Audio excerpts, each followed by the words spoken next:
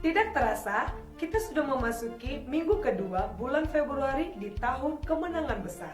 Kami mau menyapa dengan sukacita. Shalom Bapak Ibu, jemaat Tuhan yang kami kasihi. Kami percaya kabar kita sehat dan diberkati oleh Tuhan. Dan kami juga mau menyapa welcome home bagi Bapak Ibu yang baru pertama kali join bergabung bersama dengan kami dalam ibadah online hari ini. Seperti biasanya, jangan sampai terlupa untuk membagikan link ibadah kita kepada teman lainnya agar mereka juga boleh beribadah bersama-sama dengan kita. Berikut akan kami sampaikan beberapa warta dalam minggu ini.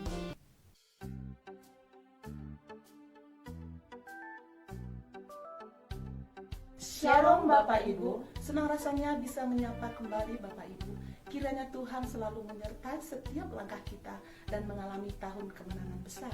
Berikut akan kami sampaikan informasi dalam minggu ini, 21 Februari 2021.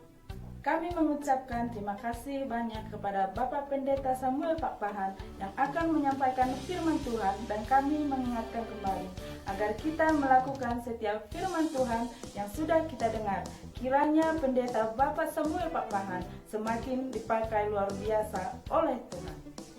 Kami juga berterima kasih kepada seluruh hamba-hamba Tuhan yang sudah melayani pada hari ini, baik sesi 1, 2, dan 3. Kiranya Bapak Ibu Saudara semakin dipakai oleh Tuhan lebih lagi.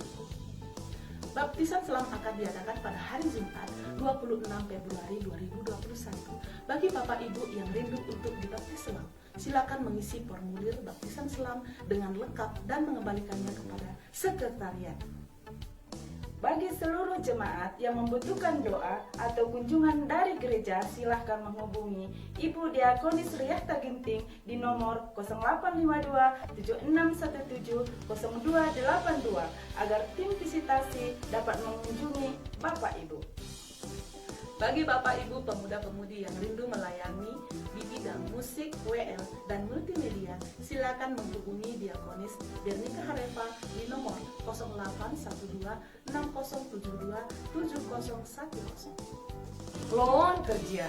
Sekolah kita SDS Kristen Mutiara Murni Karya akan memasuki tahun ajaran baru 2021-2022. Dibutuhkan 2 orang tenaga pendidik yang berkompeten di dalamnya. Adapun syarat yang perlu kita perhatikan adalah sebagai berikut. Yang pertama, lulusan sarjana pendidikan berpengalaman dan lulusan PGSD berpengalaman. Yang kedua, usia maksimal 40 tahun. Bagi saudara-saudari yang berminat, silakan menghubungi kontak person 0852 9071 9710. Bagi kita yang rindu untuk memberikan persembahan, silakan mentransfernya ke nomor rekening 3274010886 Bank BRI atas nama GBI Lesping Beras Tagi. Jangan lupa untuk tetap subscribe, like, comment, and share akun YouTube gereja kita GBI Lesping Beras Tagi. Buanglah setiap rintangan-rintangan yang menghalangi langkah kita untuk naik, maju, dan berkembang agar kemenangan-kemenangan besar itu terjadi dalam kehidupan kita. Ibadah akan dimulai. Selamat beribadah. Yang bertahta di atas segala pujian umatnya, hanya Dia yang layak untuk disembah.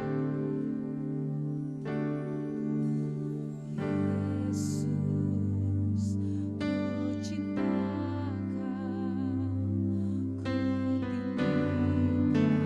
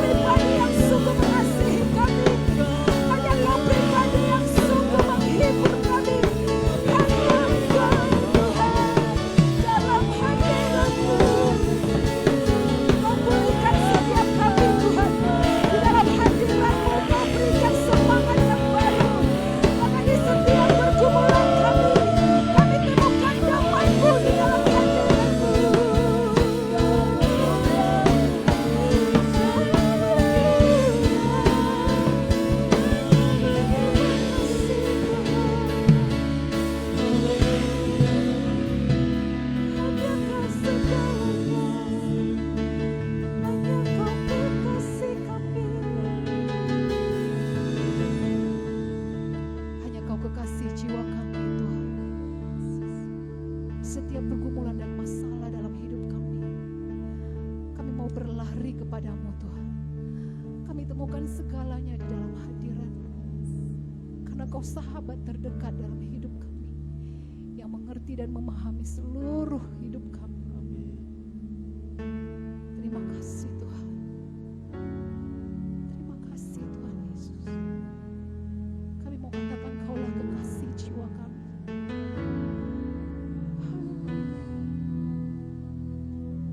Yesus, Kau yang ku cinta, selamanya Kau ku cinta,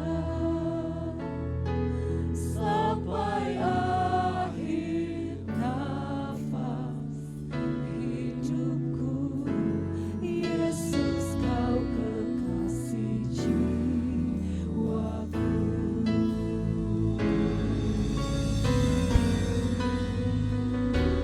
Yesus, Kau yang ku cinta, selamanya Kau ku cinta, sampai akhir nafas hidupku. Yesus, Kau kekasih jiwaku. Boleh nyatakan sambil mengangkat kedua tangan kita. Ini pernyataan kami di hadapan-Mu. Yesus, Kau yang ku cinta, selamanya Kau ku cinta, sampai akhir nafas hidupku. Yesus, Kau kekasih. Angkat kedua tinggi tangan kita, katakan Yesus, Kau kekasihku. Yesus, Kau yang hanya Kau yang kami cinta Tuhan, selamanya Kau cinta, sampai akhir nafas hidupku. Yesus, Kau kekasih jiwa, sampai akhir nafas hidup kami, sampai akhir nafas hidupku. Yesus, Kau kekasih jiwa, sampai akhir nafas hidup kami nyatakan, sampai akhir nafas hidupku. Yesus, Kau kekasih jiwaku.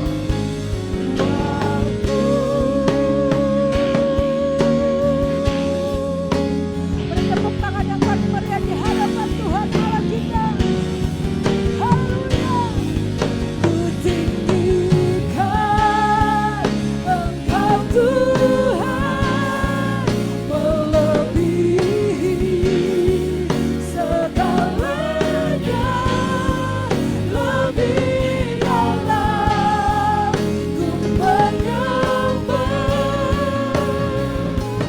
dalam menentukan Engkau Tuhan, Engkau Tuhan segalanya, haleluya, segalanya, lebih dalam ku menyembah, dalam menentukan. Mari saudara, kita sama-sama bangkit berdiri. Engkau Tuhan. Angkat kedua tinggi tangan kita di hadapan Tuhan, bahwa kita sungguh meninggikan nama-Nya. Lebih dalam ku menyembah, dalam sekali lagi nyanyikan pujian dan katakan, ku tinggikan Engkau Tuhan, melebihi segala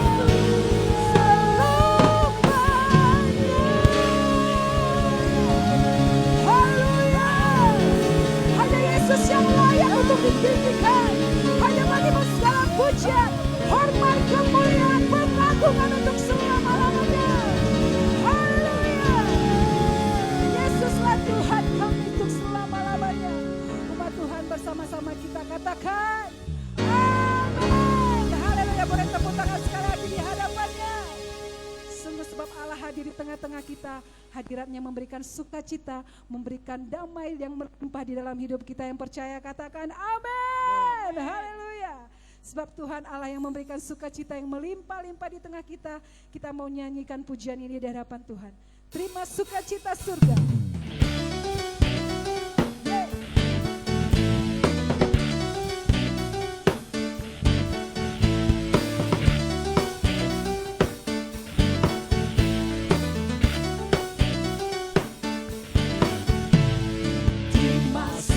Cita surga, itulah kekuatan bagi jiwa. Dapat rasakan kasih-Nya di tengah badai yang bergelora. Terima sukacita surga, kekuatan bagi jiwa, kekuatan bagi jiwa. Dapat saksikan kuasa-Nya, hancurkan badai yang bergelora.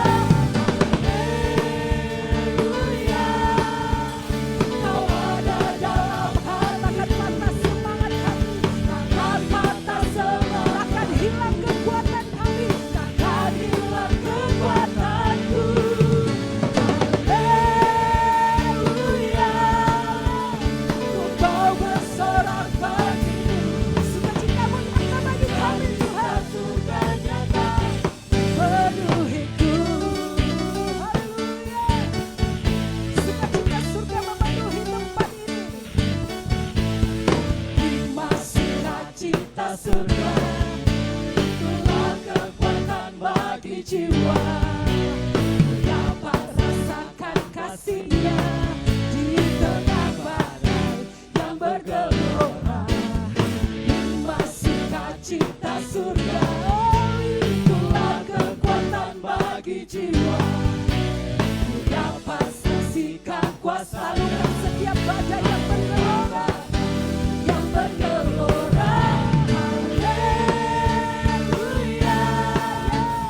Kau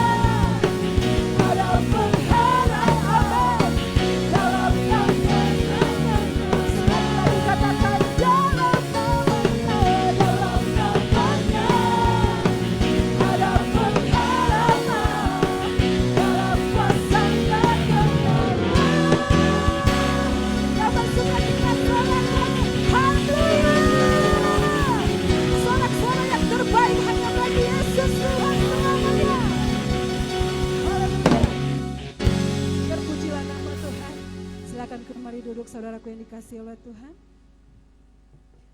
Saatnya kita akan mendengarkan kebenaran firman Tuhan. Namun sebelumnya siapkan hati kita. Kita menyembah Tuhan. Kita siapkan hati kita selebarnya, seluas-luasnya untuk ditaburkan oleh benih firman Tuhan. Sehingga bertumbuh dan berbuah dan menjadi pelaku firman. Haleluya. Dia Tuhan adalah penolong yang setia.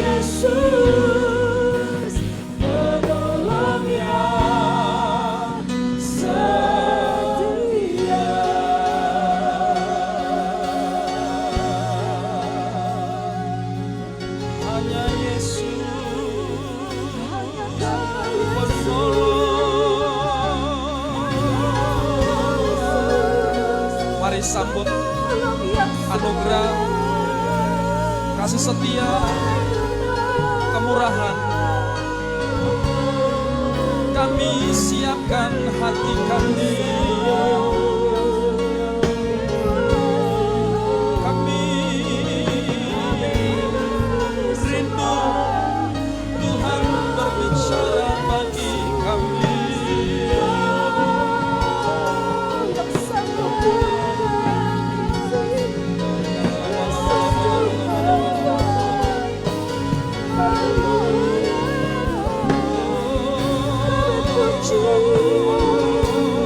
Mari sembah Dia, mari naikkan syukur atas kasih setia, atas kebaikan Tuhan dalam hidup kita. Di tengah-tengah situasi COVID-19, Allah menyertai kita, kemurahan-Nya melimpah atas kita.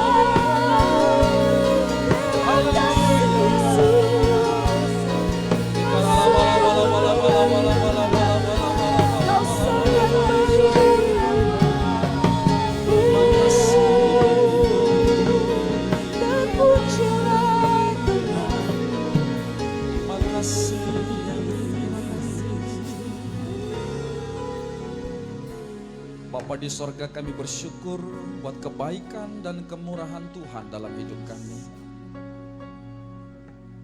Kami rindu mendengar Tuhan berbicara.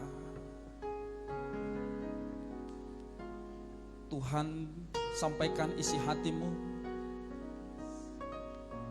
Apa yang harus kami lakukan di dalam kehidupan ini, mengingat panggilan kami sebagai duta-duta Allah di tengah-tengah dunia ini. Ingatkan kami bahwa kami adalah wakil Tuhan. Dunia akan melihat Tuhan lewat hidup kami, lewat perkataan kami, sehingga hidup kami menjadi berkat. Pengurapan Tuhan ada pada bibir lidah hamba-Mu, dan pengurapan Tuhan yang sama ada pada setiap jemaat Tuhan yang mendengar hari ini. Dan ketika firman-Mu dilepaskan, firman-Mu disampaikan, ada kuasa yang besar terjadi atas kami. Yang sakit akan disembuhkan oleh firman-Mu dengan otomatis. Yang lemah akan dikuatkan oleh firman-Mu. Dan yang mengalami jalan buntu dalam hidupnya, hari ini jalan keluar akan diberikan Allah lewat firman-Nya. Sehingga setiap kami yang datang akan mengalami perubahan, diubahkan oleh firman Tuhan, dikuatkan, diteguhkan oleh kebenaran firman-Mu. Berbicaralah bagi kami, di dalam nama Yesus kami berdoa. Setiap kita yang siap mendengar firman Tuhan sama-sama katakan amin. Haleluya, haleluya. Silakan duduk. Shalom buat kita jemaat Tuhan, baik jemaat Tuhan yang onsite dan jemaat Tuhan yang online. Hari ini kita akan mendengarkan firman Tuhan terkait dengan tema besar kita adalah bagaimana kita membuang atau menyingkirkan hal-hal yang merintangi dalam hidup kita. Dari tema besar ini, saya beri tema kecil buat kita hari ini adalah berbicara tentang kata-kata negatif dan sikap kita, bagaimana kita merespon, menanggulangi kata-kata negatif ketika dituduhkan kepada kita. Sebelumnya saya mengajak kita untuk melihat kebenaran firman Tuhan dalam Kisah Para Rasul pasal yang ke-25, dimulai dari ayat yang ke-7 sampai ayat yang ke-11. Bapak Ibu yang menyaksikan program ini lewat YouTube, lewat FB, boleh buka Alkitab bersama-sama dan boleh kita dengarkan firman ini dengan baik dan kita boleh diberkati lewat pembacaan hari ini. Kisah Para Rasul yang ke-25 ayat 7 sampai ayat yang ke-11. Sesudah Paulus tiba di situ, semua orang Yahudi yang datang dari Yerusalem berdiri mengelilinginya dan mereka mengemukakan banyak tuduhan berat terhadap dia yang tidak dapat mereka buktikan. Garis bawahi kalimat tuduhan yang tidak bisa dibuktikan kepada Paulus sebagai orang yang terhakimi. Yang kedua, sebaliknya Paulus membela diri katanya, aku sedikit pun tidak bersalah. Baik terhadap hukum Taurat orang Yahudi maupun terhadap bait Allah ataupun terhadap kaisar.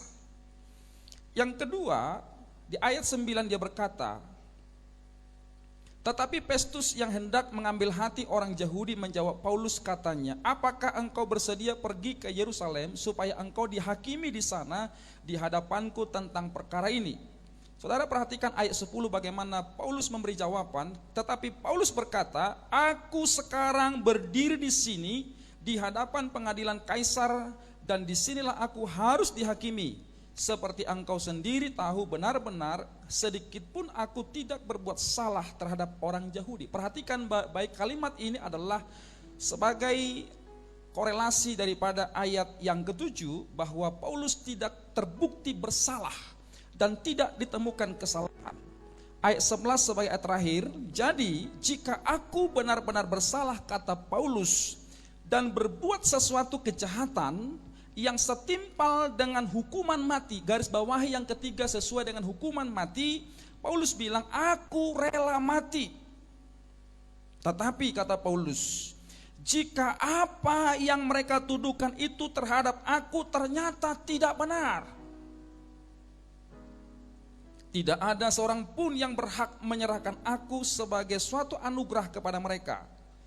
Aku naik banding kepada Kaisar. Bapak, Ibu, dan seluruh jemaat yang Tuhan kasihi, materi pengajaran kita hari ini adalah berbicara tentang kata-kata negatif. Sikap kita yang harus kita bangun terhadap kata-kata negatif atau fitnah yang dituduhkan orang kepada kita tanpa dasar yang kuat, tanpa bukti yang konkret. Nah, kadangkala Bapak Ibu, ini diperhadapkan dengan kehidupan kita, supaya kita mengenal dua jenis golongan manusia. Golongan yang pertama adalah orang-orang yang mengasihi kita, mencintai kita, dan di dalamnya adalah mereka akan mensupport kita, mendukung kita, dan selalu tidak melihat sisi kekurangan kita. Tapi ada model orang yang kedua adalah orang yang tidak suka dengan kita, orang yang membenci kita, maka komposisinya adalah dia akan selalu berusaha mencari kambing hitam dan selalu menyalahkan kita, menyudutkan kita, dan targetnya adalah kita hancur dan binasa. Bapak Ibu yang Tuhan kasihi, sesuai dengan bacaan kita hari ini, saya mau sampaikan kepada kita ada 5 hal yang perlu kita perhatikan Bapak Ibu, yang perlu kita bangun dalam hidup kita, yang perlu kita mantapkan dalam hidup kita, untuk kita boleh maksimal bertumbuh di dalam panggilan Tuhan, untuk kita boleh maksimal berjalan dalam rencana Tuhan. Ini yang perlu kita perhatikan, ini yang perlu kita bangun adalah sikap-sikap yang positif di saat kalimat-kalimat negatif, tuduhan-tuduhan yang tidak mendasar, yang di dalamnya ada tekanan, ada intimidasi dan sebagainya. Saudara perhatikan pada slide yang pertama adalah berusaha untuk tidak membela diri atas kata-kata negatif, cerita negatif yang sedang berkembang, yang dituduhkan, dialamatkan atas diri kita. Nah, Bapak Ibu Saudara perhatikan baik-baik, inilah yang terjadi atas Paulus. Bagaimana Paulus dihakimi, dan bagaimana Paulus disudutkan dari segala sudut. Tujuannya adalah untuk menyalahkan Paulus sebagai seorang rasul yang memberitakan Injil. Dan ini adalah sebuah perangkap yang dibangun oleh orang-orang yang tidak cinta kepada firman, orang-orang yang menolak kekristenan, orang-orang yang berusaha untuk mencekal supaya Injil tidak beritakan lewat Paulus. Mereka merencanakan hal-hal yang disebut pencekalan lewat tuduhan-tuduhan yang negatif. Itu sebabnya kita temukan dalam pembacaan kita hari ini, Paulus bilang, jika engkau temukan ada kesalahan-kesalahan dalam diriku, maka yang setimpal dengan hukuman mati, kata Paulus, ditimpakan atasku dan aku siap. Amin Bapak Ibu. Ini sebuah pernyataan yang sangat tegas. menjadi sebuah bukti bahwa Paulus tidak bersalah. Paulus tidak ambil bagian dalam apa yang dituduhkan kepadanya. Itu sebabnya Paulus berani berkata, aku tidak terbukti terhadap apa yang kamu tuduhkan. Yang disebut melanggar hukum, baik hukum adat istiadat, hukum Taurat, hukum tradisi, dan lain sebagainya. Bapak Ibu, kalau Anda lihat dalam Kejadian pasal 39, di sana kita temukan cerita tentang Yusuf. Betul? Bagaimana Yusuf di tengah-tengah istana Potifar dituduhkan sebuah tuduhan yang disebut adalah merayu istri Potifar. Saudara, saya tuh ayat dari pasal 39 ayat 14 bilang begini. Dipanggilnyalah seisi rumah itu, lalu katanya di sini adalah istri Potifar, berkata kepada seluruh isi istana, dia bilang begini, lihat, dibawanya kemari seorang Ibrani. Kata Ibrani ini menunjuk kepada Yusuf, supaya Yusuf ini mempermainkan kita. Lalu disebut lagi yang kedua, masalahnya, dia bilang, Yusuf ini mendekati aku untuk tidur dengan aku. Lalu lihat pembenaran dirinya. Tetapi aku berteriak-teriak dengan suara keras. Saudara mungkin sudah pernah baca kisah ini. Ini benar kisahnya? Benar. Ceritanya benar? Salah. Kenapa salah? Justru istri Potifar yang berusaha merayu Yusuf untuk tidur dengannya. Betul? Tetapi faktanya istrinya memutarbalikkan. Dia berkata, Yusuf yang berusaha merayuku dan ingin tidur dengan aku. Saudara, Alkitab mencatat apakah Yusuf membela diri? Tidak. Saudara nanti baca Alkitab di selanjutnya, maka Alkitab mencatat maka Tuhan menyertai Yusuf dan membuat Yusuf berhasil. Pertanyaan saya adalah, kenapa Tuhan menyertai Yusuf di tengah-tengah situasi gosip, di tengah-tengah situasi yang difitnahkan kepadanya sebagai seorang yang merayu istri tuannya? Alkitab mencatat tuduhan itu tidak benar. Yang mengerti katakan amin. Jadi Bapak Ibu, ketika dituduhkan kepadamu hal-hal negatif, ketika orang berusaha merusak nama baik kita, lalu kita merespon, itu artinya benarlah cerita itu. Jadi secara psikologi sangat mudah mendeteksi orang yang betul-betul melakukan dosa, lalu dituduhkan, lalu dia mencoba mengklarifikasi, lalu mengumpulkan sebanyak orang untuk membela dia, maka benarlah orang itu bersalah. Sampai sini dapat tangkap ya. Tapi Alkitab mencatat tuduhan-tuduhan yang dituduhkan kepada Yusuf, Yusuf tidak pernah klarifikasi. Sekalipun dia harus dipenjara dan tidak ada batasan kapan dia harus keluar, Yusuf menjalaninya dengan penuh sukacita dan penuh harap kepada Tuhan. Di tengah-tengah situasi, kondisi yang tertekan, jauh dari ayah, terpisah dari keluarga, ada di tengah-tengah Mesir, daerah di mana dia menjadi budak, lalu dipenjarakan, tidak ada yang besuk dia, tidak ada yang menguatkan dia, tidak ada namanya jaksa pembela dia, tapi Alkitab mencatat Yusuf selalu berharap kepada Tuhan. Yusuf selalu berkata, Tuhan bela aku. Kalau Tuhan sudah memulai sesuatu dalam hidupku, maka tidak ada seorang pun yang mencoba menggagalkan rencana Tuhan atasku. Bapak Ibu Saudara dalam Tuhan, setan akan terus bekerja dalam segala cara lewat hidup orang-orang yang membenci kita, untuk mencekal kita, untuk kita mengalami stagnan dalam hal rohani. Itu yang pertama.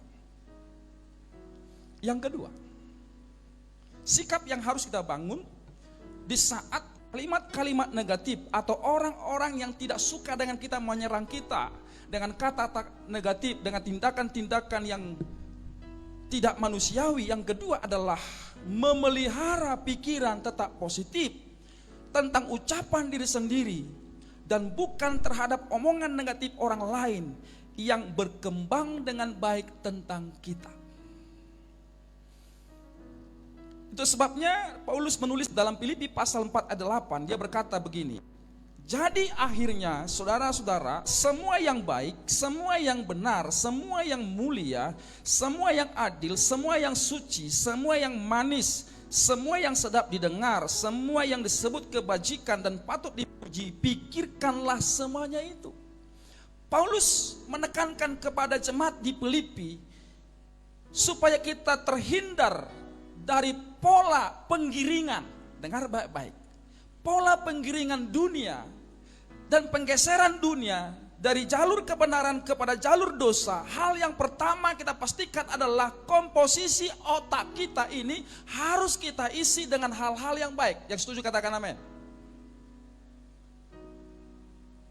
Harus kita pastikan isi otak kita ini adalah semua hal-hal yang disebut benar, mulia, adil, suci, manis, sedap didengar, kebajikan, hal-hal yang patut dipuji. Itulah yang harus mewarnai, menguasai, mengisi otak kita ini Bapak Ibu.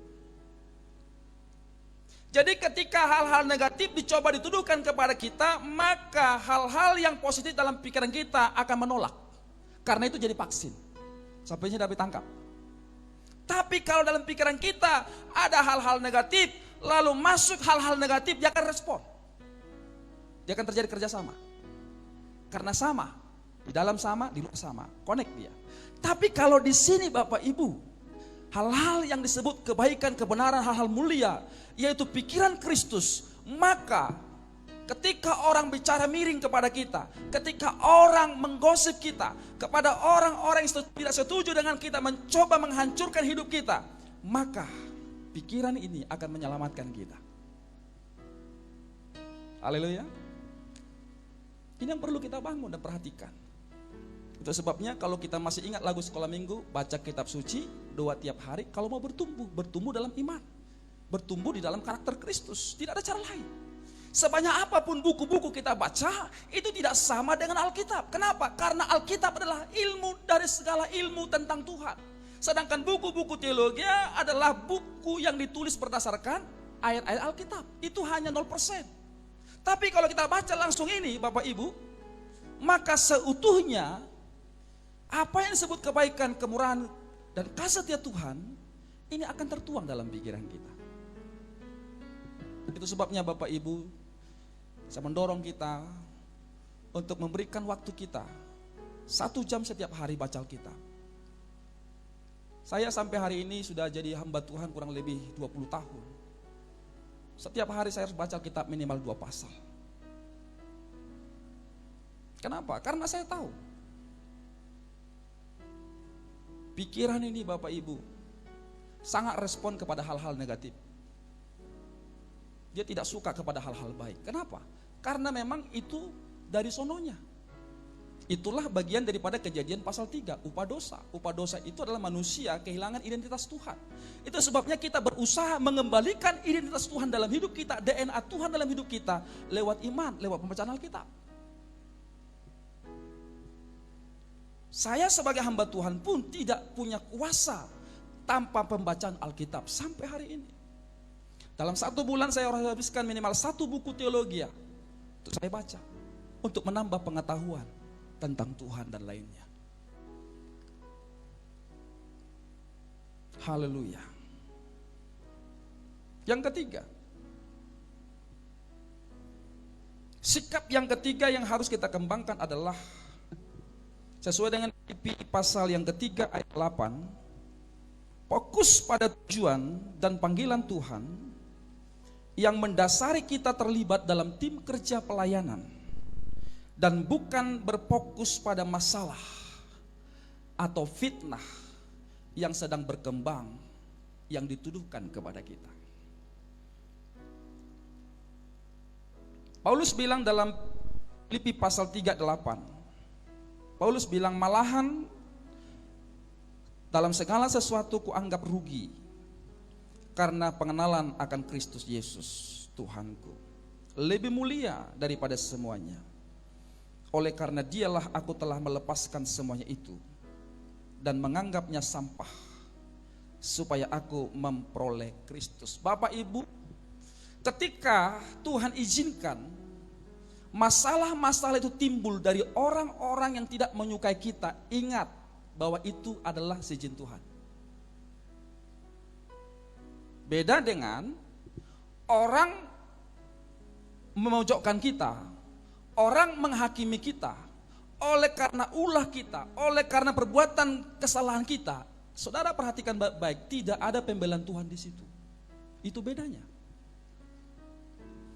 Saudara perhatikan Alkitab, tidak akan pernah Yusuf jadi gubernur atas Mesir kalau dia tidak sekolah dalam penjara. Halo?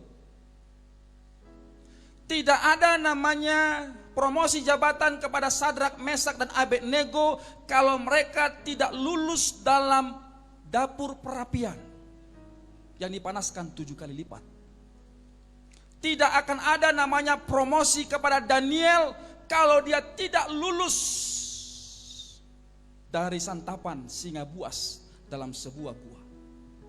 Perhatikan baik-baik dalam sejarah Alkitab. Semua persoalan-persoalan yang dibangun atas hidup orang percaya adalah sebagai sarana pembentukan Tuhan. Dan dalam pembentukan itu kalau kita lulus, maka kita akan masuk ke tahap yang kedua disebut promosi. Dan tidak ada promosi tanpa sekolah kehidupan. Garis bawahi kalimat itu. Karena Tuhan tidak mau kita sebagai orang percaya mendapatkan promosi dengan gampang. Bayangkan saja Tuhan pun menebus kita tidak mudah. Kita ditebus bukan dengan emas, perak, dan permata, tapi Alkitab mencatat dia memberikan dirinya sebagai korban penebus. Saya baca seluruh Alkitab mungkin sudah lebih 30 kali bolak-balik. Saya tidak temukan jalan tol dalam kesuksesan mengikut Tuhan. Semua disebut jalan salib. Tetapi di dalamnya ada disebut dengan bertahan sampai garis finish. Tetap setia sampai garis finish. Haleluya Bapak Ibu. Jadi ketika Bapak Ibu diperhadapkan dengan berbagai macam masalah, ingatlah. Itu cara Tuhan untuk membentuk kita. Itu cara Tuhan untuk mempromosikan kita. Itu artinya saat kita next level. Tapi kalau tidak ada goncangan, tidak ada topan, tidak ada gelombang, tenang-tenang saja, maka kita tidak akan pernah mengalami promosi, melainkan kematian. Persoalan terbesar adalah ketika kita masuk di zona aman. Halo, dengar baik-baik. Ketika hidup kita ada situasi zaman, situasi zona nyaman, maka cenderung iman kita, otot-otot iman kita nggak bekerja dengan baik.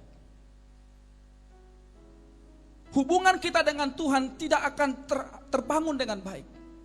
Tetapi ketika Tuhan kasih goncangan, Tuhan kasih tekanan, Tuhan kasih gelombang kehidupan, maka kita akan merespon dan berkata, Tuhan tolong saya tidak kuat. Lalu Tuhan bilang, nah ini startnya, yuk jalan. Saudara ingat ibu-ibu yang punya anak? Waktu anakmu jatuh, waktu belajar berjalan, Anda nangis? Anda tidak berkata, hore, anakku sudah mulai bisa jalan. Tapi anakmu jatuh, dia nangis. Tapi kita tidak pernah merespon dengan sisi negatif. Kita berkata, hore, anakku bisa jalan, anakku bisa jalan. Ayo nak, ayo nak, ayo nak. Kadangkala Bapak Ibu lewat masalah yang ada, Tuhan buat kita untuk berjalan. Kita berkata, Tuhan aku tolong.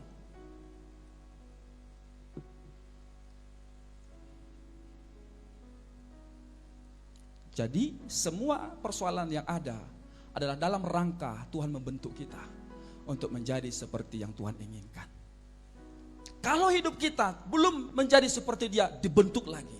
Belum lagi, dibentuk lagi. Belum lagi, dibentuk lagi. Sampai kita menjadi seperti yang Tuhan harapkan. Itu sebabnya Alkitab mencatat jadi orang yang mencintai Tuhan segambar serupa dengan Tuhan harus memberikan dirinya dengan tulus diproses dibentuk oleh Tuhan. Tidak ada cara lain.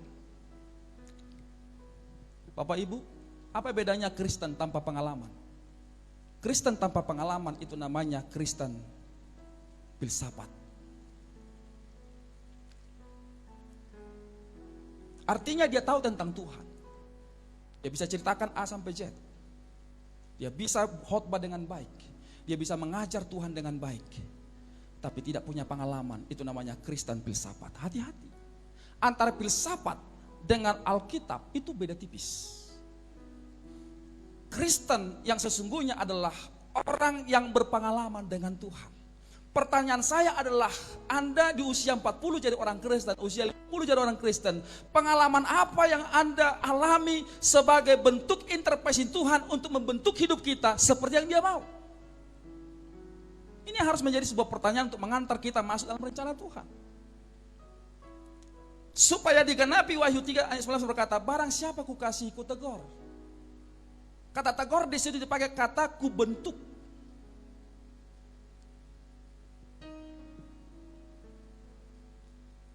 Haleluya. Jadi ketika Tuhan mulai intervensi kita, itu artinya Tuhan telah memutuskan bahwa kita masuk dalam agenda kerjanya Tuhan. Sungguh indah, saudara. Tapi kalau Tuhan tidak bentuk kita, itu artinya ada pembiaran. Sehingga hidup kita tidak berdampak. Fokus pada tujuan panggilan Tuhan. Bukan fokus mengurusi masalah yang sedang dituduhkan pada kita. Karena kalau kita mengurusi masalah, waktu habis, tenaga habis, uang habis, tidak ada yang terjadi dalam hidup kita. Tapi kalau kita fokus cari Tuhan, sekalipun Tuhan terus diarahkan kepada kita, Tuhan akan turut bekerja membersihkan nama baik kita, sehingga kita menjadi orang yang benar di mata Tuhan. Saudara buka Alkitab dalam Roma 8:28 berkata bahwa Allah turut bekerja dalam segala situasi. Dasar katanya disebut dalam segala kondisi, dalam segala keadaan. Untuk apa? Untuk merancangkan hal-hal yang baik dalam hidup kita. Hal-hal yang baik itu adalah bahwa Tuhan memberikan agenda dalam hidup kita, dan hidup kita adalah berjalan sesuai dengan agenda Tuhan. Dengar baik-baik, ini mau sampaikan buat saudara, ini sangat penting. Jadi Tuhan punya agenda khusus dengan hidup kita. Lalu kita punya agenda khusus yang berbeda dengan Tuhan. Jadi bagaimana caranya supaya kita berjalan dengan agendanya Tuhan? Alkitab mencatat kita menyerahkan diri kepada Tuhan. Maka agenda Tuhan terjadi atas hidup kita. Maka kita maksimal dalam menjalani hari-hari, tahun-tahun, bulan hidup kita. Kita tidak jalani hidup ini dengan kehampaan dan kekosongan. Tapi ada nilai-nilai, ada hal-hal yang berharga yang kita lakukan, kita kerjakan hari demi hari, minggu demi minggu, tahun demi tahun di hidup kita. Dan orang lain, anak kita, istri kita, keluarga kita, nan tulang kita, nan boru kita bisa merasakan ada sesuatu terjadi dalam hidup kita lewat hidup kita kepada mereka. Jadi fokus pada Tuhan, jangan fokus pada masalah. Haleluya. Saudara perhatikan Alkitab. Dalam Alkitab banyak orang-orang yang mengalami aniaya. Tapi tidak seorang pun dari mereka menghabiskan waktu hanya mengurusi masalah. Hanya mengurusi apa kata orang. Hanya mengurusi apa kata orang yang tidak mengasihi kita. Pepatah dunia berkata, anjing menggonggong, kapilah berlalu. Orang punya mulut, silahkan dia ngomong. Karena omongan orang tidak menentukan keberhasilan kita. Keberhasilan kita tidak ditentukan apa kata orang terhadap masa depan kita. Tapi hidup kita ditentukan apa kata Tuhan terhadap masa depan kita. Saudara harus lihat itu menjadi sebuah cermin besar, bahwa kita harus melihat diri kita dengan lensa yang benar, bahwa kita diciptakan Tuhan bukan untuk gagal, kita dipanggil Tuhan bukan jadi ekor, Tuhan panggil kita bukan menjadi pecundang, Tuhan panggil kita bukan menjadi follower yang tidak mengalami terobosan. Tapi Alkitab mencatat, aku memanggil engkau menjadi mitra kerjaku, kata Alkitab. Lalu bagaimana caranya supaya kita mitra kerja Tuhan? Alkitab mencatat maka kita akan mengikuti agenda kerja Tuhan. Yang pertama adalah agenda proses, sekolah kehidupan, school of life. Dan Alkitab mencatat, kapan kita tamat? Waktu kita menghadap Tuhan. Makanya sebagai orang percaya jangan pernah berhenti belajar tentang Tuhan. Karena tidak seorang pun pernah tamat belajar tentang Tuhan. Bersekutu dengan Tuhan. Membangun hubungan intim dengan Tuhan lewat pujian, penyembahan dan doa-doa pribadi. Yang keempat, sikap yang harus kita bangun yang keempat, menjaga hati tetap tenang bersih dari kebencian, dari amarah, dendam terhadap kata negatif tentang kita, serta berusaha untuk tetap mengasihinya sebagai saudara seiman. Haleluya. Jadi ketika orang berusaha untuk menghancurkan kita, menggagalkan kita, ingat itu momentum bagi kita untuk menyelamatkan dia, menginjili dia, membawa dia kepada Kristus. Bukan sebaliknya, kita buang dia, kita blok nomornya dari HP kita blok pertemanan dari WA, kita blok pertemanan dari Facebook. Justru Alkitab mencatat, anggaplah dia sebagai orang yang perlu diselamatkan. Halo. Jadi orang yang dekat dengan Tuhan ketika diperhadapkan dengan situasi ini, dia akan merespon dengan sisi yang positif, bukan dengan sisi negatif. Itu bedanya anak Tuhan dengan yang bukan anak Tuhan. Karena apa? Karena orang itu adalah orang-orang yang diizinkan Tuhan membentuk hidup kita. Jadi Tuhan membentuk kita tidak langsung, tapi Tuhan membentuk kita lewat mereka. Yang setuju katakan amin. Jadi kalau ada orang-orang yang usil tentang hidupmu, itu tuh izin Tuhan. Kalau tidak ada dasarnya. Tapi kalau mereka usil kepadamu, tapi karena ada dosa, itu bukan dari Tuhan. Dengar baik-baik. Tapi kalau ada orang usil A, usil B, usil C, usil D, dan semuanya, ingat itulah sekelompok orang-orang yang diizinkan Tuhan untuk menolong kita berubah, untuk menolong kita mengalami terobosan dalam hidup ini. Karena mereka dipakai Tuhan untuk membentuk kita secara tidak langsung. Kita butuh orang lain untuk menolong kita berubah. Saudara, bagaimana engkau bisa melihat dirimu tanpa bantuan cermin di depan Anda? Ketika Anda berdiri depan sebuah cermin, Anda bisa lihat dirimu dengan utuh. Anda mulai lihat keriput matamu, sudah ada gores 5, artinya sudah tua. Kita bisa lihat rambut kita sudah mulai berubah dari hitam jadi putih, itu artinya kita sudah tua. Artinya Bapak Ibu Saudara, kita butuh cermin sebagai alat bantu untuk menolong kita bisa melihat diri kita dengan utuh. Kita butuh orang lain, kata Alkitab, untuk menolong kita berubah. Kita butuh orang-orang untuk menolong kita mengalami terobosan. Kita butuh orang-orang untuk menolong kita mengalami apa? Pembelajaran penting tentang Tuhan. Inilah hal yang penting kita bangun.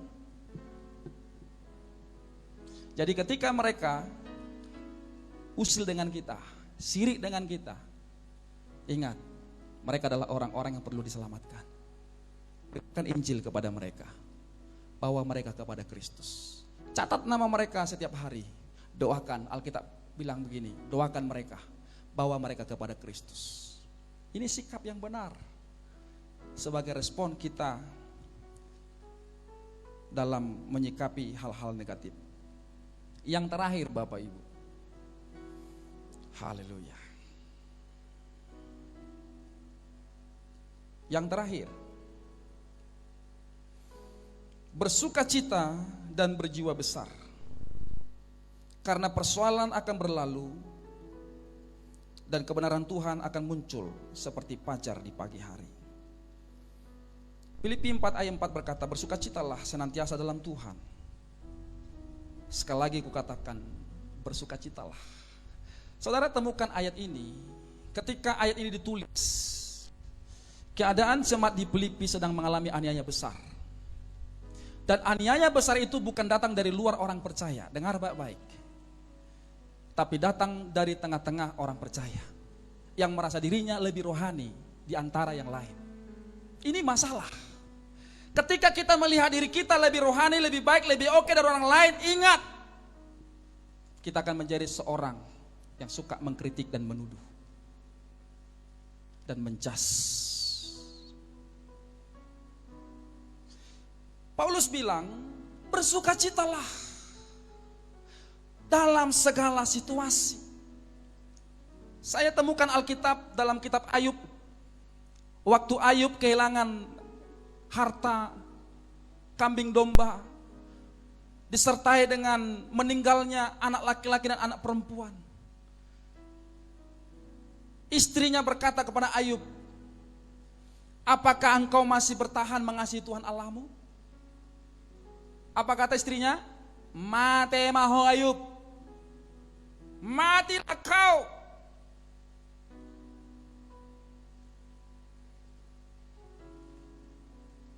Kalau dia Tuhan yang mengasihimu, masakan Tuhan mengizinkan masalah ini terjadi atas hidup. Tapi saudara perhatikan baik-baik. Ayub berkata, Tuhan yang memberi, Tuhan yang mengambil, terpujilah Tuhan. Dari sini kita belajar bagaimana Ayub menempatkan segala sesuatu, baik itu harta, baik itu anak, dalam kalimat titipan Tuhan. Boleh sama-sama katakan dengan saya, titipan Tuhan. Kalau itu titipan Tuhan, lalu diambil orang yang menitipnya, maka kita tidak akan pernah merasa kehilangan dan rugi. Tapi apabila kita mengubahnya menjadi milikku, maka kita tidak siap kehilangan. Ayub berkata, aku tidak akan pernah meninggalkan Tuhan, sekalipun aku harus mati. Ayub tidak pernah keluar kata kutuk, kata maki kepada Tuhan Allah yang mengizinkan borok, sakit kulit, dari kulit kepala sampai telapak kaki, ada korengan, ada borok yang menimbulkan bau busuk. Dan Alkitab mencatat sampai dia tidur di atas daun pisang. Tetapi dalam situasi seperti itu, tidak pernah keluar kalimat-kalimat yang menyangkal Tuhan dari mulutnya. Tidak ada pernah kalimat-kalimat yang keluar dari mulutnya untuk menyalahkan istri, menyalahkan orang-orang, menyalahkan teman-temannya, menyalahkan siapapun. Dan dia berkata, terpujilah Tuhan yang mengizinkan ini terjadi atas hidupku, supaya aku mengalami kemajuan dalam iman. Itu sebabnya Bapak Ibu nanti pulang ke rumah, saya anjurkan baca kitab Ayub pasal pertama sampai pasal 42. Pasal 42 Alkitab mencatat, ketika Ayub mampu bersyukur, maka pasal 42 dalam bacaan itu berkata, Tuhan mengubah hidup Ayub lebih baik 2 kali lipat dari keadaannya semula. Katakan amin. Amin. Saudara mau mengalami apa yang dialami Ayub? Lakukan apa yang dilakukan Ayub. Jangan pernah melihat semua pembentukan Tuhan sebagai bentuk peninggalan Tuhan dalam hidup kita. Jangan pernah menerjemahkan sekumpulan masalah yang sedang kita alami sebagai bentuk hukuman atas diri kita. Tapi lihatlah itu sebagai bentuk cara Tuhan untuk membentuk kita, untuk mengembalikan kita kepada cinta kita mula-mula kepada Tuhan, untuk mengembalikan kita kepada pengenalan kita akan Tuhan, untuk menolong kita mengalami hal-hal supranatural, untuk kita boleh mendapatkan hal-hal baik daripada Tuhan. Haleluya Bapak Ibu.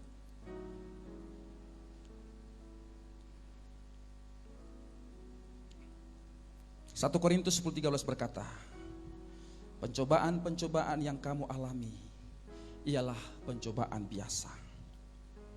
Pada waktu kamu dicobai, maka Tuhan akan memberikan jalan keluar kepada kita. Katakan amin. Kenapa? Karena kita hidup benar. Hidup kita tidak seperti yang dituduhkan orang kepada kita. Maka Tuhan akan mengangkat kita. Tuhan akan promosikan kita, dan kita akan mengalami hal-hal yang supranatural dalam hidup ini. Haleluya.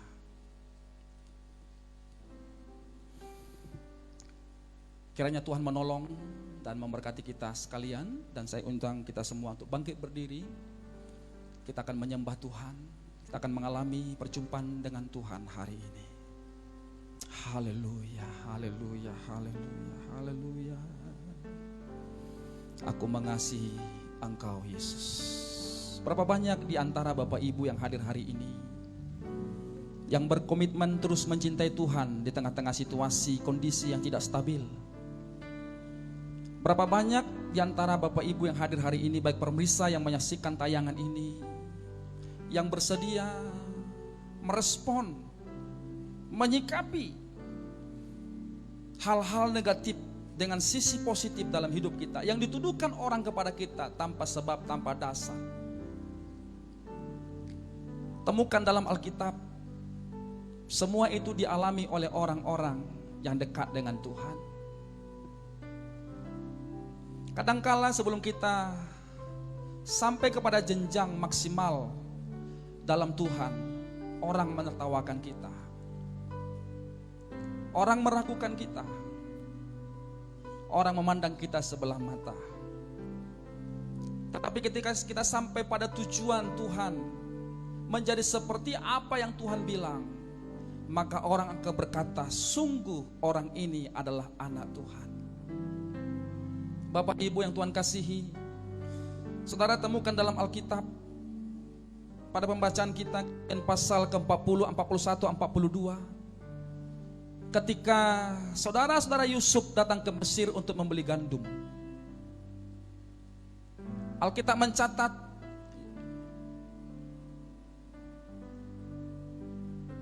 tidak dipergunakan oleh Yusuf untuk balas dendam kepada abang-abangnya terkait dengan hal-hal buruk yang ditimpakan kepadanya. Bukan saja Yusuf dijual, tapi dikabarkan dia sudah mati dimakan singa kepada ayahnya, dimakan binatang buas. Belum lagi Yusuf harus menjalani hari-hari tanpa kepastian dalam penjara. Tapi ketika Yusuf ada pada posisi sebagai gubernur atas Mesir, dia punya kuasa, dia punya power untuk balas dendam. Alkitab mencatat Yusuf tidak pergunakan itu, tapi Yusuf berkata, aku mengalami semua itu sebagai sebuah proses supaya lewat aku engkau bisa ditolong, umatku bisa ditolong dari kelaparan. Bapak Ibu Saudara,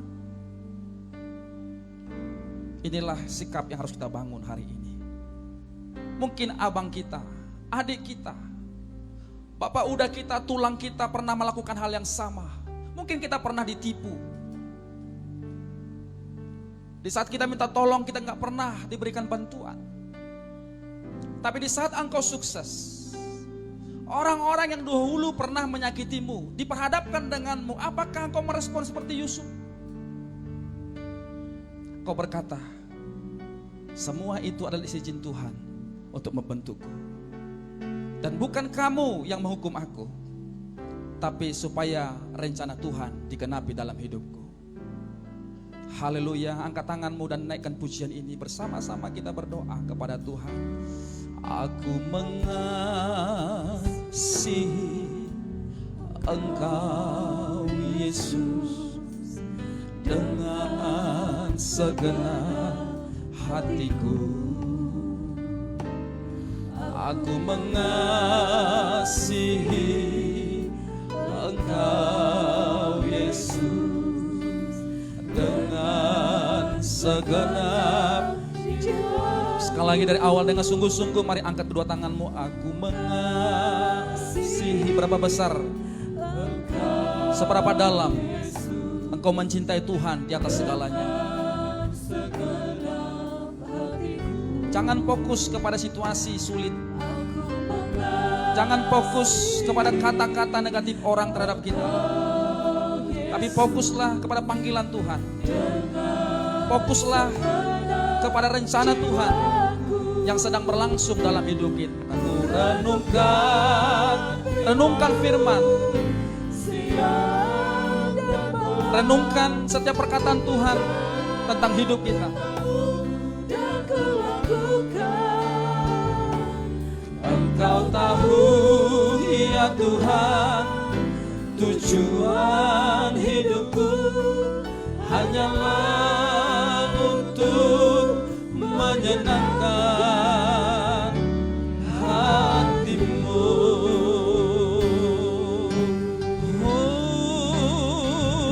Ku renungkan. Mari angkat kedua tanganmu sungguh-sungguh. Kami datang kepada Tuhan hari ini. Ajar kami untuk fokus kepada apa kata Tuhan, bukan apa kata dunia tentang diri kami. Tujuan hidupku hanyalah untuk menyenangkan, hanyalah untuk menyenangkan, hanyalah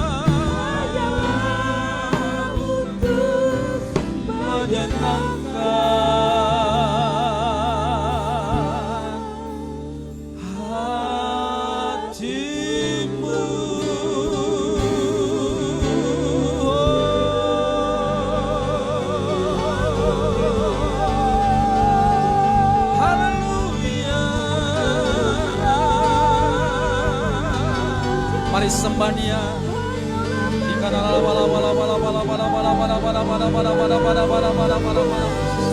Saudara yang berbahasa roh, silakan berbahasa roh.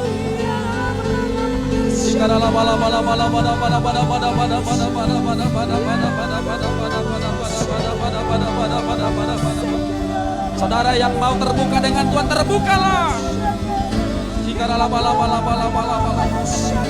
Jadikan hari ini jadi momentum kita mengalami breakthrough, terobosan dalam hidup kita.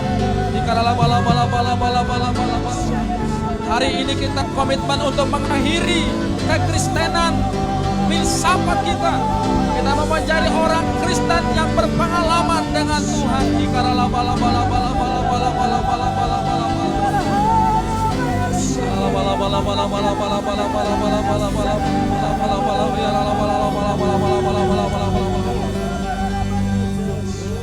Saudara yang menyaksikan tayangan ini, saudara juga berdoa. Saudara berkata, Tuhan, ini aku bentuk ulang hidupku. Tolong aku untuk aku bisa menerjemahkan semua tantangan gelombang dalam hidupku sebagai sarana yang Tuhan izinkan untuk membentuk aku, untuk mendorong aku berjalan maksimal dalam rencana Tuhan.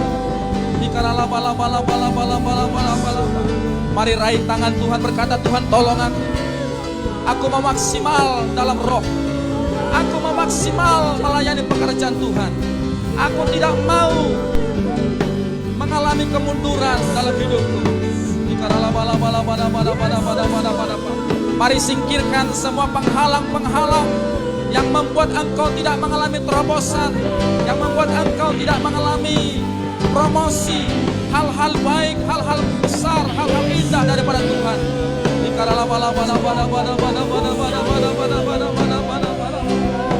Yesus,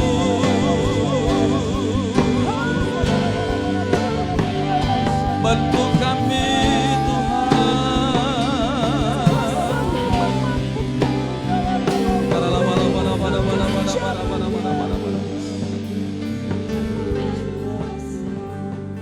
Mari rasakan kebaikan Tuhan. Izinkan Tuhan bekerja dalam hidupmu hari ini. Jangan pernah lihat dirimu lebih hebat dari firman. Jangan pernah tolak setiap firman yang kau dengar. Ketika Tuhan berbicara kepadamu, engkau tersinggung, itu artinya dosa yang selama ini kau sembunyikan sedang direspon Tuhan, sedang diketok Tuhan. Karena penghalang terbesar engkau mengalami terobosan dalam Tuhan. Mungkin selama ini ada dosa, ada pelanggaran yang kau tutupi, membuat engkau selalu mengalami stagnan dalam iman, dalam hal-hal rohani. Hari ini katakan kepada Tuhan, Tuhan ambil itu dalam hidupku.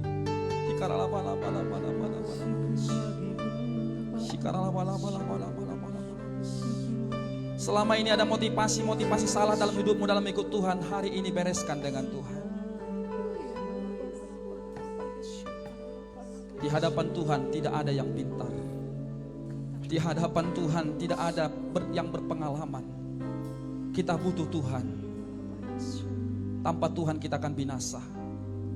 Tanpa Tuhan kita hanyalah Kristen liberal, Kristen filsafat, bicara banyak tentang Tuhan, tapi tidak punya pengalaman tentang Tuhan.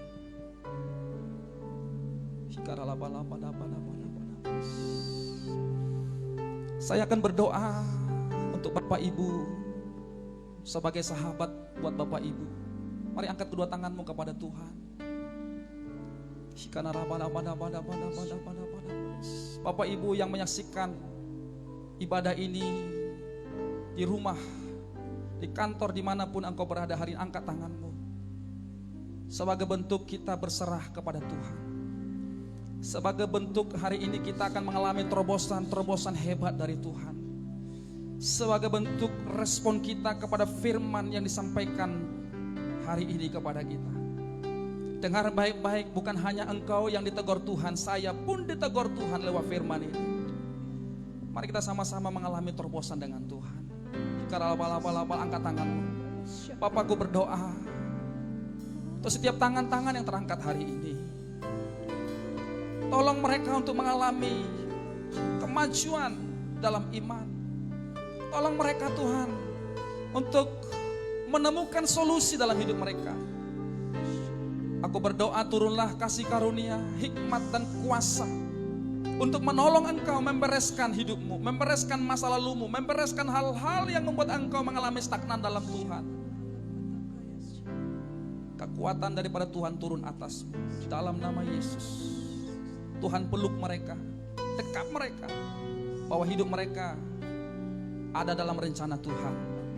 Hidup mereka sedang berjalan dalam jalur yang dibangun Tuhan, jalur keberhasilan bukan kegagalan.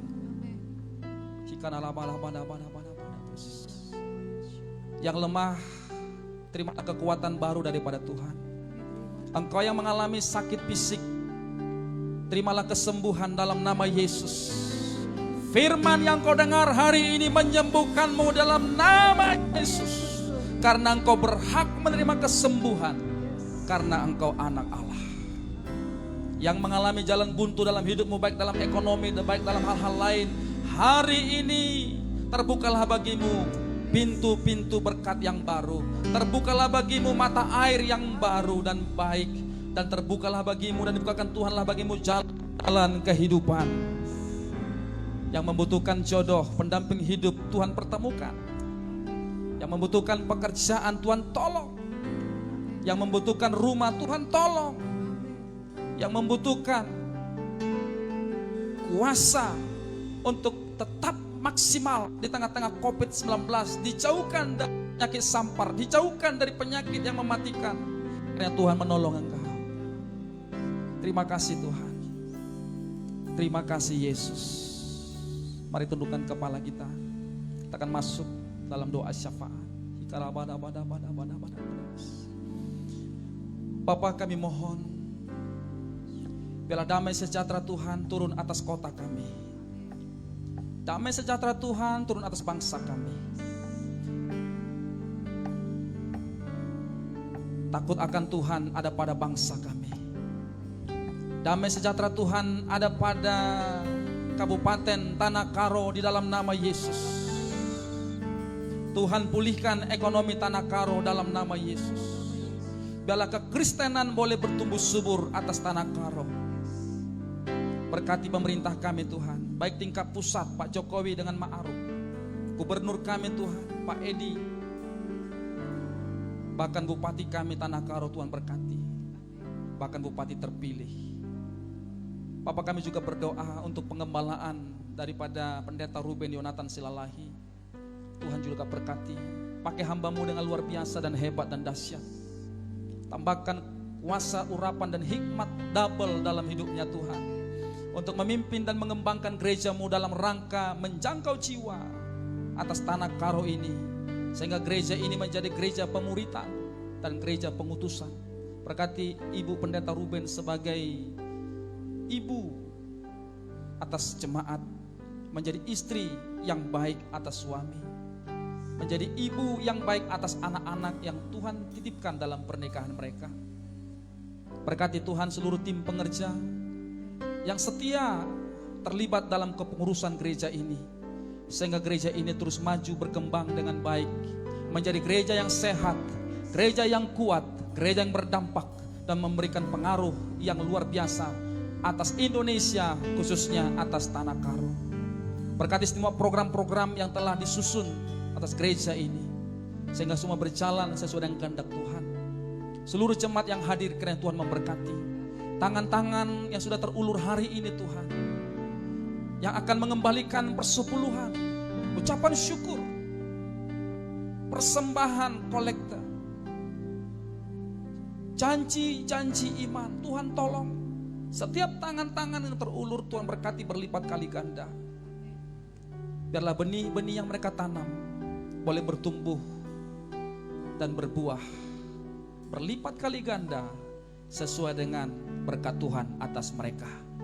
Demikian juga hamba berdoa Tuhan, turunlah berkat-Mu atas tim yang melayani hari ini, tim pujian penyembahan, tim musik, tim multimedia, tim asar, bahkan semua tim yang terlibat dalam pelayanan ibadah ketiga hari ini. Tuhan Yesus memberkati. Haleluya. Kiranya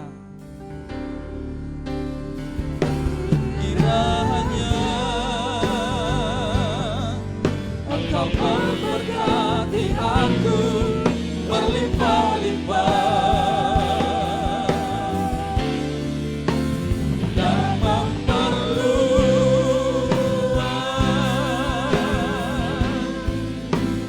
daerahku. Katakan dengan iman.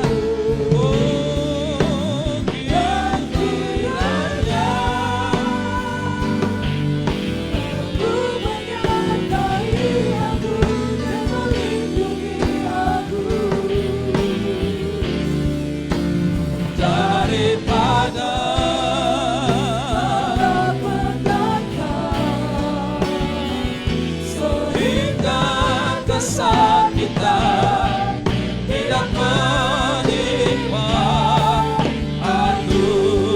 Sama-sama katakan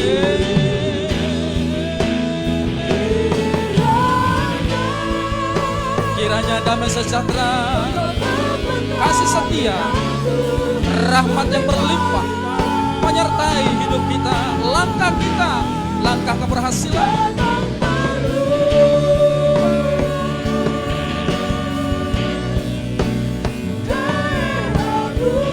Dan bukan hanya daerahmu diperluas, tapi berkat-berkat dari bangsa-bangsa akan datang menjumpai hidupmu.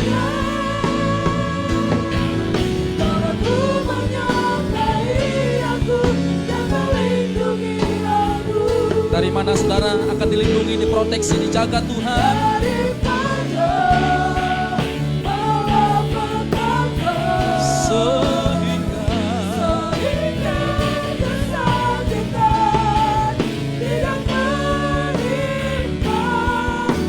Sehingga kemiskinan tidak menimpa, sehingga kematian tidak menimpa aku.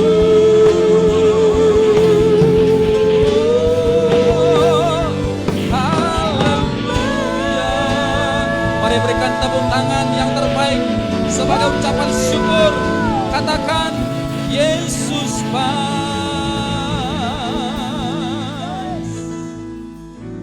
Inilah doa dan ungkapan isi hati kami kepada Tuhan. Dan sebentar kami akan pulang, dan kami mohonkan berkat-Mu turun atas seluruh jemaat Tuhan. Angkat kedua tanganmu, pandang kepada Tuhan. Tuhan memberkati engkau berlimpah-limpah. Tuhan menghadapkan wajahnya kepadamu dan memberi engkau damai sejahtera.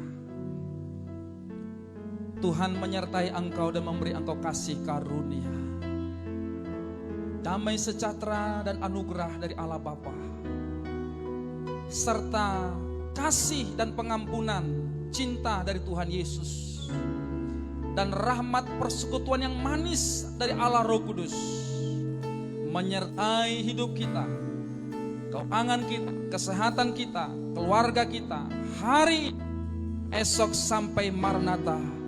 Terimalah seluruh berkat ini di dalam satu nama, Tuhan Yesus Kristus, yang diberkati dan terus mengalami kebaikan Tuhan. Katakan amin. Berikan tepuk tangan.